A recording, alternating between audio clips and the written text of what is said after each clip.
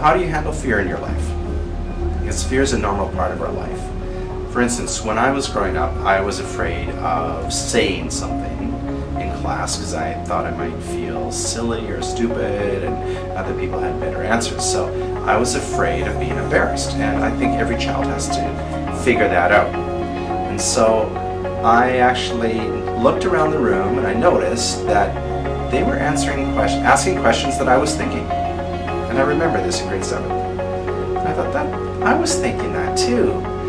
And so I began to look at the bigger picture and not just at my fear. And as I looked at the bigger picture around the room, I thought, oh, I can ask a question, and maybe my question is something that another person is actually thinking and they're afraid to ask, just like me. So I began to ask simple questions, and I started to relax and handle the fear of being embarrassed a little better because I looked at the bigger picture.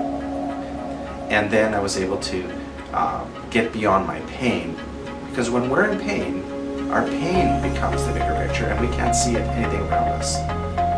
So that's something you can do to grow your neurological circuits, is look at the bigger picture and then kind of step up from where you are and just see what happens. Maturity takes practice, just like anything else. And so we actually need to practice our emotions. I mean, most people don't think of it that way. However, we do practice emotions. And some people are really good at handling fear.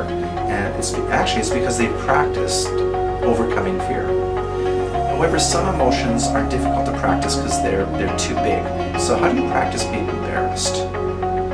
Well, some people can do that. So one of the ways you figure out you do this is you figure out what embarrasses me, and then you step into what embarrasses you, and you just kind of sit there for 3 minutes. And as you sit there for 3 minutes, while you feel this negative emotion of embarrassment, you try and stay in a relationship with whoever's in front of you while you're holding the embarrassment at the same time on the inside, and you're talking to that person at the same time. You're actually developing a maturity skill to stay yourself and be embarrassed at the same time. Stay yourself and stay embarrassed at the same time. And slowly what happens is your neurons are actually exercising the capacity to be embarrassed and stay yourself. And now, eventually, you'll stay yourself longer because the embarrassment factor will diminish.